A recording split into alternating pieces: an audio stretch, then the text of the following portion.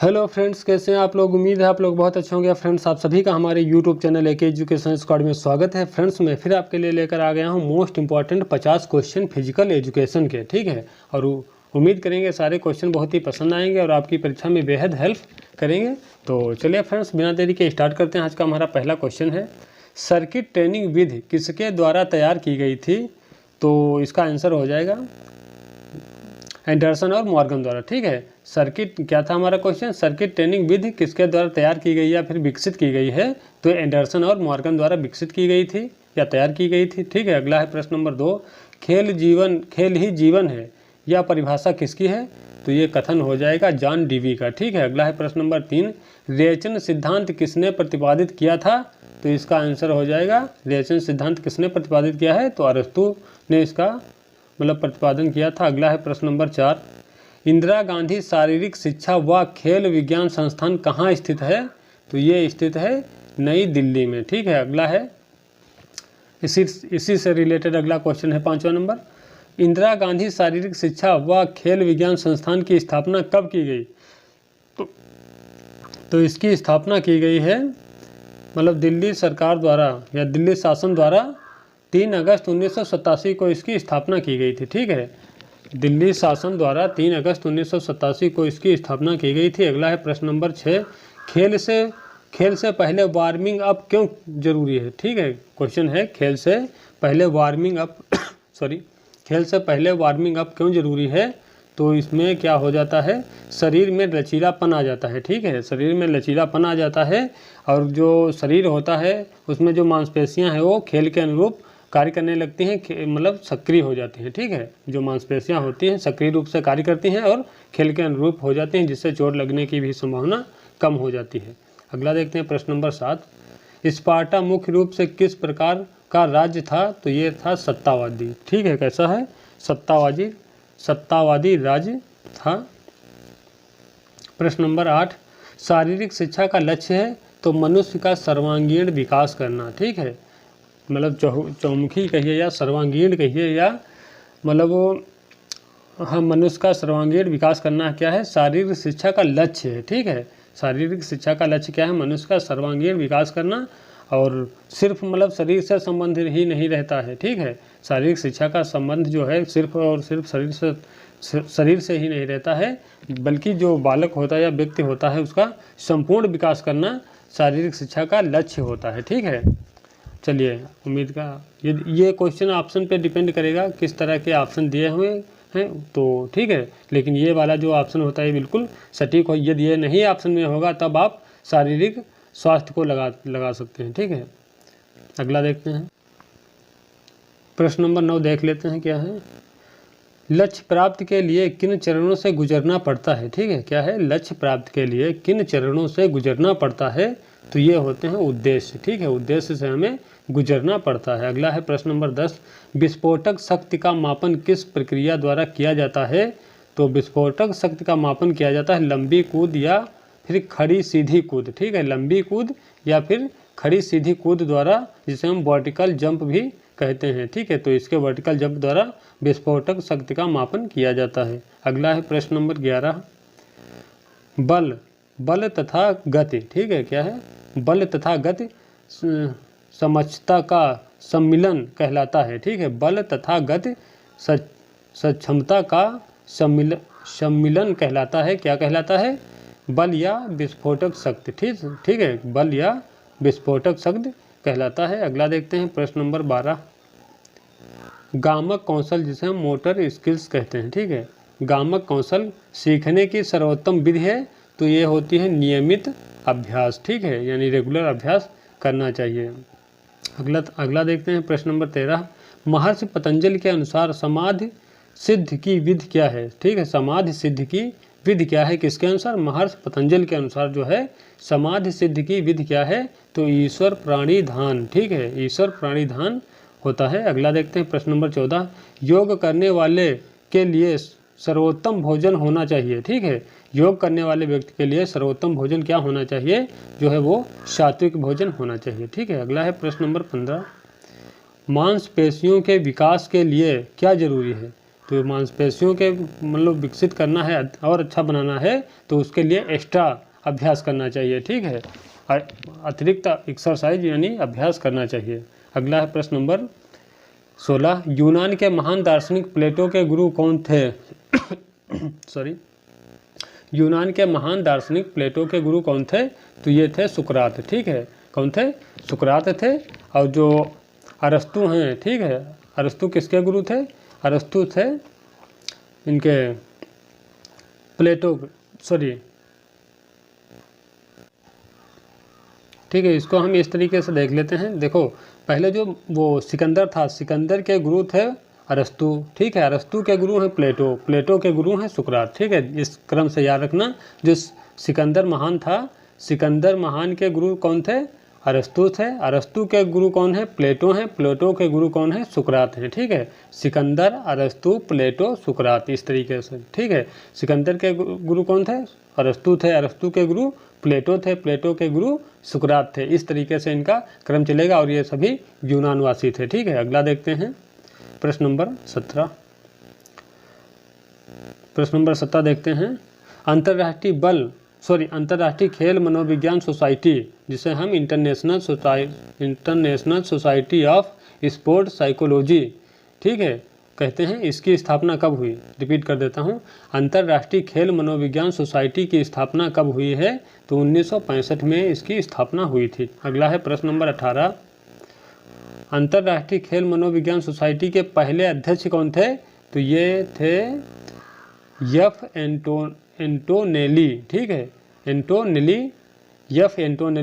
और ये कब से कब तक रहे? तो 1965, यानी जब से इसकी शुरुआत हुई थी 1965 से 1973 तक ये मतलब अध्यक्ष के रूप में, पहले अध्यक्ष के रूप में कार्य किया था, ठीक है। 1965 से 1973 तक इनका जो कार्यभार जो था वो था, ठीक है। तो अगला देखते हैं प्रश्न नंबर 19, प्रगतिवाद, सॉरी यहाँ पे प्रगतिवाद होना चाहिए, ठीक है। क्या होना चाहिए? प्रगतिवाद। ये लिख गया है प्रगतिवाद है, लेकिन यहाँ पे होना चाहिए प्रगतिवाद, ठीक है। तो प्रगतिवाद के जनक कौन है? तो प्रगतिवाद के जनक है रूसो, ठीक है। अगला है प्रश्न नंबर 20, प्रयास एवं त्रुटि का सिद्धांत किसने दिया है? तो ये थॉर्नडाइक ने दिया है, ठीक है। प्रयास एवं त्रुटि का सिद्धांत किसने दिया है? थॉर्नडाइक ने दिया। अगला है एशियाई, जिन्हें हम एशियाड खेल भी कहते हैं, ठीक है। तो एशियाई खेलों का नियंत्रण करने वाली संस्था कौन है? तो एशियाई जो खेल होते हैं वो कौन संचालित करती है? एशियाई खेलों पर नियंत्रण कौन करता है?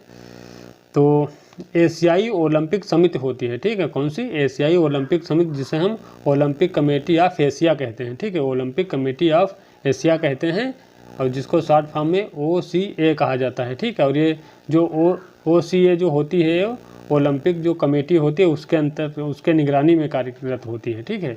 जो ओलंपिक कमेटी ऑफ एशिया जो होती है, ओलंपिक समिति जो होती है, ठीक है, इंटरनेशनल ओलंपिक कमेटी जो होती है, उसके अंतर्गत, ठीक है, उसके संरक्षण में ये कार्य करती है, ठीक है। कौन सी? ये वाली जो संस्था होती है एशिया वाली, ठीक है। ओलंपिक कमेटी के अंतर्गत ये वाली उसके संरक्षण में कार्य करती है, ठीक है। अगला देखते हैं प्रश्न नंबर 22, प्राचीन ओलंपिक खेल यूनान के ग्रीस में ओलंपिया शहर में कब आयोजित हुए? रिपीट कर देता हूँ क्योंकि एक एक क्वेश्चन में 2-2 3-3 क्वेश्चन बन रहे हैं, ठीक है, ध्यान से पढ़िएगा।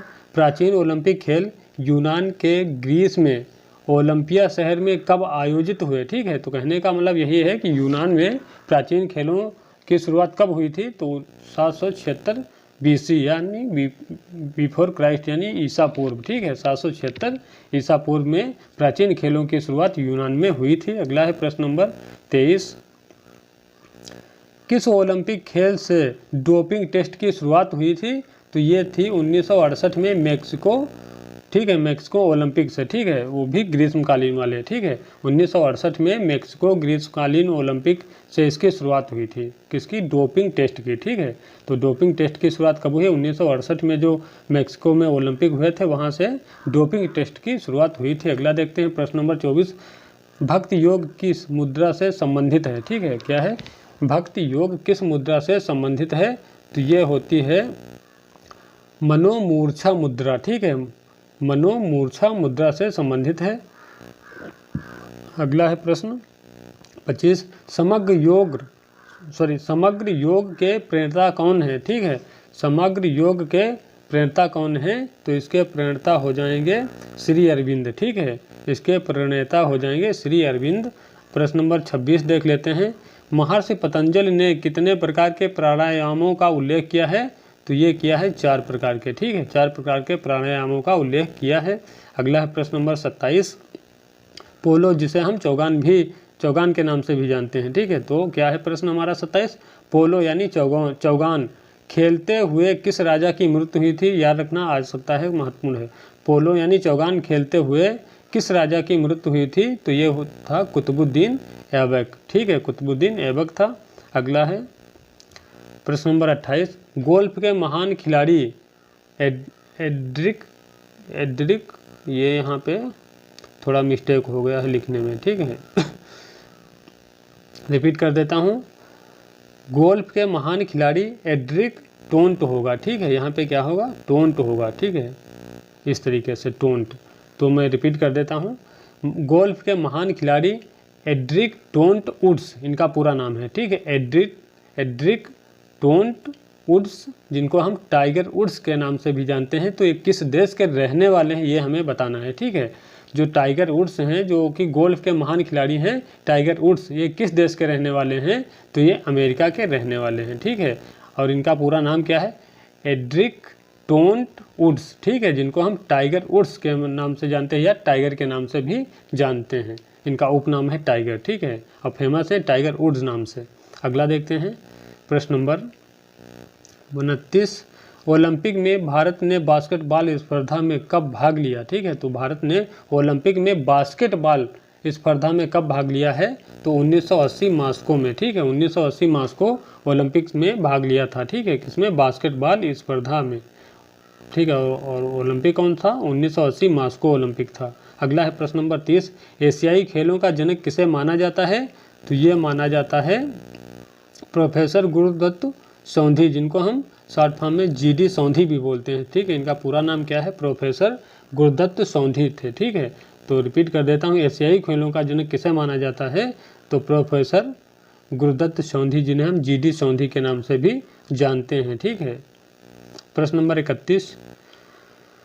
क्रिकेट खेल में कुल कितने अंपायर होते हैं? तो क्रिकेट खेल में कुल 4 अंपायर होते हैं। ठीक है, जिसमें से 2 फील्ड अंपायर होते हैं, एक टीवी अंपायर होता है जिसे हम थर्ड अंपायर बोलते हैं। ठीक है, और बाकी एक रिजर्व अंपायर होता है जिसे हम फोर्थ अंपायर बोलते हैं। ठीक है रिपीट कर देता हूँ। क्रिकेट खेल में कुल कितने अंपायर होते हैं? तो कुल 4 अंपायर होते हैं। ठीक है, 2 फील्ड अंपायर, जो जब खेल चल रहा होता है उस समय की बात है, तो 2 जो होते हैं वो फील्ड में होते हैं। ठीक है, एक मैन होता है, एक लेग वाला अंपायर होता है। ठीक है, और एक जो होता है तीसरा होता है जो टीवी अंपायर होता है। ठीक है, एक टीवी अंपायर होता है जो कि जिसे हम थर्ड अंपायर बोलते हैं, और एक होता है रिजर्व अंपायर जिसे हम फोर्थ अंपायर भी बोलते हैं। जब खेल चल रहा होता है तो उसको पूर्ण कराने, खेल को कंप्लीट कराने के लिए कितने अंपायर की जरूरत होती है? 4 अंपायर होते हैं। ठीक है, याद रखना, भूलना नहीं। अगला देखते हैं प्रश्न नंबर 32। क्रिकेट स्टंप की ऊंचाई कितनी होती है? तो ये होती है 71 सेंटीमीटर, या फिर इंच की बात करी जाए तो 28 इंच होती है। ठीक है, 71 सेंटीमीटर होती है, यदि इंच में पूछे तो 28 इंच हो जाएगी। ठीक है, और बात कर लेते हैं इसकी चौड़ाई की। तो स्टंप जो होता है, स्टंप की चौड़ाई कितनी होती है? 22.9 सेंटीमीटर होती है। ठीक है, स्टंप जो होती है, स्टंप की जो चौड़ाई होती है वो 22.9 सेंटीमीटर होती है। यदि इंच में पूछे तो 9 इंच हो जाएगा। ठीक है, कितना होगा? 9 इंच हो जाएगा। अगला देखते हैं प्रश्न नंबर 33। क्रिकेट बैट की लंबाई होती है, तो क्रिकेट बैट की लंबाई कितनी हो जाएगी? 38 इंच कहिए या फिर 965 मिलीमीटर कहिए। ठीक है, 965 मिलीमीटर, लेकिन आप याद रखना 38 इंच ज़्यादा। ठीक है, 38 इंच होती है क्रिकेट बैट की लंबाई। अगला देखते हैं प्रश्न नंबर 34। क्रिकेट बैट की चौड़ाई कितनी होती है? तो 4.25 इंच होती है। ठीक है, 4.25 यानी 4.25 इंच होती है। याद करने के लिए आप इसी तरीके से याद कर ले, 4.25 इंच। ठीक है, और यदि मिलीमीटर में बात करें तो 108 मिलीमीटर होती है क्रिकेट बैट की चौड़ाई। अगला है प्रश्न नंबर 35। अखाड़ा शब्द किस खेल से संबंधित है? तो अखाड़ा खेल जो होता है वो कुश्ती खेल से संबंधित होता है। अगला देखते हैं प्रश्न नंबर 36। 5 सप्ताह का व्यायाम विशारद कोर्स कोचों के लिए कब शुरू किया गया? तो 1924 में इसकी शुरुआत हुई थी। ठीक है, अगला है प्रश्न नंबर 37। क्रिकेट पिच की लंबाई होती है तो इसकी लंबाई होती है, यदि गज में बात करें तो 22 गज हो जाएगी, यदि मीटर में पूछे तो 20.12 मीटर यानी 20.12 मीटर हो जाएगी। ठीक है, याद करने के लिए आप इसको 20.12 कह सकते हैं। ठीक है, बाकी मैं रिपीट कर देता हूँ इसको। क्रिकेट पिच की लंबाई होती है तो गज की बात करें यदि तो 22 गज हो जाएगी। ठीक है, यदि मीटर की बात करें तो 20.12 मीटर हो जाती है, और जो फीट की बात करें तो 66 फीट हो जाती है। ठीक है, याद रखना। अगला है प्रश्न नंबर 38। क्रिकेट पिच की चौड़ाई होती है तो क्रिकेट पिच की जो चौड़ाई होती है, अभी आपने लंबाई देख लिया 22 गज होती है, लेकिन चौड़ाई की बात करें तो ये हो जाएगी 10 फीट। ठीक है, यदि मीटर में बात करें तो 3.05 मीटर होती है। अगला देखते हैं, फार्मूला 1 रेस में पीला झंडा किस प्रकार का संकेत देता है। ठीक है, फार्मूला 1 रेस में पीला झंडा किस प्रकार का संकेत देता है, तो एक लहराता हुआ पीला झंडा जो है, ठीक है, तो उसका मतलब होता है कि जो है मतलब वो धीमा करना। ठीक है, जो बाइक होती है 4 व्हीलर होती है तो उसको धीमा कर लेना। ठीक है, ड्राइवर धीमा कर लेता है। ठीक है, जो एक लहराता हुआ झंडा होता है पीला, उसका मतलब यही होता है कि मतलब जो स्पीड होती है उसको स्लो करना। ठीक है, और लेकिन यदि 2 लहराते हुए पीले झंडे दिखा देता है यदि, तो उसका मतलब होता है कि जो ट्रैक है, ठीक है, जहाँ पर वो मतलब बाइक वगैरह 4 व्हीलर वगैरह चलाई जाती है, ठीक है, वहाँ पर मतलब जो ट्रैक है जहाँ पर वो चलाई जाती हैं, वहाँ पर मतलब कुछ जो फील्ड होती है जिसे हम ट्रैक बोलते हैं, ठीक, उस ट्रैक में दिक्कत होती है कुछ। ठीक है, तो इसका मतलब एक झंडा होगा तो इसका मतलब होगा कि स्पीड को स्लो करना। यदि दो झंडे पीले, ठीक है, पीले झंडे, पहला जो यदि पीला झंडा फहराएगा, ठीक है, तो उसका मतलब होगा कि गति को स्लो कर लेना, स्पीड को स्लो कर लेना। लेकिन जब 2 झंडे फहरा देता है पीले 2 झंडे फहराएगा तो उसका मतलब हो जाता है कि जो ट्रैक होता है ट्रैक में कुछ समस्या है। ठीक है, तो इसलिए मतलब रोकने के लिए ड्राइवर को संकेत होता है कि आप गाड़ी रोकने के लिए रेडी हो जाएं। ठीक है, ड्राइवर को मतलब वो संकेत होता है 2 पीले झंडे का कि मतलब ड्राइवर गाड़ी रोकने के लिए तैयार है। ठीक है, अगला देखते हैं प्रश्न नंबर 40। स्क्वैश खेल सर्वप्रथम किस देश में खेला गया, तो स्क्वैश खेल जो था वो इंग्लैंड में सर्वप्रथम खेला गया था। ठीक है, अगला है प्रश्न नंबर 41। स्क्वैश खेल की सर्वोच्च संस्था है। ठीक है, स्क्वैश खेल की सर्वोच्च संस्था कौन सी है, WSF। ठीक है, कौन सी, WSF है, जिसे हम वर्ल्ड स्क्वैश फेडरेशन कहते हैं। ठीक है, वर्ल्ड स्क्वैश फेडरेशन कहते हैं। अगला है प्रश्न नंबर 42। पहला शारीरिक शिक्षा विशारद कौन था। ठीक, रिपीट कर देता हूँ, पहला शारीरिक शिक्षा विशारद कौन था जिनको द्रोणाचार्य पुरस्कार मिला है, तो प्रोफेसर करण सिंह थे। ठीक है, प्रोफेसर करण सिंह थे, और इनको कब मिला था, 1995 में मिला था। ठीक है, अगला है प्रश्न नंबर 43। नेमियन खेल व स्थिमियन खेल, ठीक है, क्या है, नेमियन खेल या स्थिमियन खेल कितने वर्षों के अंतराल पर आयोजित होते हैं, तो ये प्रत्येक 2 वर्ष के अंतराल पर आयोजित होते हैं। अगला देखते हैं प्रश्न नंबर 44। प्रश्न नंबर 44 है, पैन हेलेनिक खेलों का मुख्य उद्देश्य क्या था, तो पैन हेलेनिक खेलों का जो मुख्य उद्देश्य था ये शांति स्थापित करना। ठीक है, क्या है, शांति स्थापित करना। प्रश्न नंबर 45। ओलंपिक खेलों का आयोजन कितने वर्षों के अंतराल पर होता है, तो ये होता है 4 वर्षों के अंतराल पर। अगला है प्रश्न नंबर 46। खेल चिकित्सा विज्ञान की उत्पत्ति कहाँ हुई है, तो खेल चिकित्सा विज्ञान की उत्पत्ति जो है ये यूनान में हुई है। ठीक है, कहाँ हुई, यूनान में हुई है। प्रश्न नंबर 47 देख लेते हैं। शतरंज खिलाड़ी गाटा मास्की, ठीक है, शतरंज खिलाड़ी गाटा मास्की किस देश के रहने वाले हैं, तो ये हैं USA के। ठीक है, संयुक्त राज्य अमेरिका के। अगला है प्रश्न नंबर 48। पाइथन खेल कितने वर्षों के अंतराल पर कराए जाते हैं, तो ये हो जाएंगे 4 वर्ष के अंतराल पर। ठीक है, अभी जो आपको मैंने बताया था नीमियन खेल, ठीक, कौन से, नीमियन और स्थिमियन। ठीक है, याद रखना, नीमियन और स्थिमियन जो खेल थे ये 2 वर्ष के अंतराल पर कराए जाते थे। ओलंपिक वाले 4 वर्ष के बाद अंतराल पर कराए जाते हैं। ठीक है, नीमियन और स्थिमियन खेल 2 वर्षों के अंतराल पर कराए जाते हैं। ठीक है, ओलंपिक खेल जो पूछे तो 4 वर्षों के अंतराल पर होते हैं। ठीक है, और जो पाइथन खेल हैं, पाइथन खेल भी कितने वर्षों के अंतराल पर, ये भी 4 वर्षों के अंतराल पर आयोजित होते हैं। ठीक है, अगला देखते हैं प्रश्न नंबर 49। HVPM यानी हनुमान व्यायाम प्रसारक मंडल, इसका फुल फॉर्म होता है, याद रखना, ठीक है। क्या है? हनुमान व्यायाम प्रसारक मंडल की स्थापना अंबादास कृष्ण वैद्य व अनंत कृष्ण वैद्य, इनका नाम है, मतलब पूरा नाम है इनका अंबादास कृष्ण वैद्य और अनंत कृष्ण वैद्य, ये दोनों भाई हैं, ठीक है। अंबादास व अनंत कृष्ण वैद्य ने, इसको रिपीट कर देता हूँ क्योंकि एक क्वेश्चन में 2-3 क्वेश्चन बनाया हूँ तो थोड़ा लंबा पड़ रहा है, ठीक है। रिपीट करता हूँ।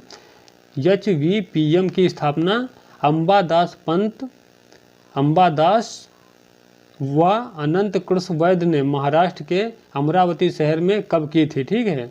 तो इसकी शुरुआत करी थी कब? 1914 में, ठीक है। कब करी गई थी? 1914 को करी थी। और किसने करी थी? तो अंबादास कृष्ण वैद्य और अनंत कृष्ण वैद्य, ये दोनों भाई हैं। यहाँ पे मैं कृष्ण वैद्य लगाने को भूल गया हूँ ना, तो इसीलिए दिक्कत हो रही थी। तो इनका पूरा नाम क्या है? अंबादास कृष्ण वैद्य और अनंत कृष्ण वैद्य, ये 2 भाई हैं, ठीक है। तो इन्होंने महाराष्ट्र के अमरावती शहर में करी थी 1914 को, ठीक है। किसकी? हनुमान व्यायाम प्रसारक मंडल की स्थापना। अगला देखते हैं प्रश्न नंबर 50। जापान का राष्ट्रीय खेल क्या है? तो ये क्वेश्चन आप लोगों के लिए है। आप हमें कमेंट में बताएं कि जापान का राष्ट्रीय खेल जूडो है या सूमो कुश्ती यानी सूमो पहलवानी है, ठीक है। और जिसको हम मतलब प्योरोसू भी कहते हैं, ठीक है। सूमो कुश्ती को क्या कहते हैं? प्योरोसू भी बोला जाता है। तो आपने हमें कमेंट में बताना है कि जापान का राष्ट्रीय खेल क्या है, जूडो है या फिर सूमो कुश्ती है, ठीक है। चलिए फ्रेंड्स, उम्मीद कर रहे हैं थोड़ा बहुत समझ में आया होगा और क्वेश्चन काफ़ी अच्छे लेवल के हैं। तो यदि अभी भी हमारे चैनल पे नए हैं तो चैनल को सब्सक्राइब करिए, लाइक करिए, शेयर करिए। और यदि अभी भी हमारे चैनल पे नए हैं तो चैनल को सब्सक्राइब कर लें, साथ में वो जो बेल आइकॉन का घंटा होता है उसको भी प्रेस कर देना ताकि अगला नोटिफिकेशन आपको स्वतः मिल जाए। चलिए कल फिर मिलते हैं अगले नई वीडियो में, तब तक के लिए जय हिंद, जय भारत।